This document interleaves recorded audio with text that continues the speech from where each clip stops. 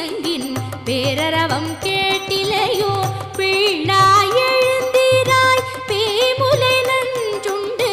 கள்ளச்சகடம் கலக்கழிய காலோச்சி வெள்ள தரவில் துயிலமர்ந்த வித்தினை உள்ளத்து கொண்டு முனிவர்களும் யோகிகளும் மெல்ல எழுந்து அரி என்ற பேரரவம் உள்ளம் புகுந்து குளிர்ந்தேலோரெம் பாவாய்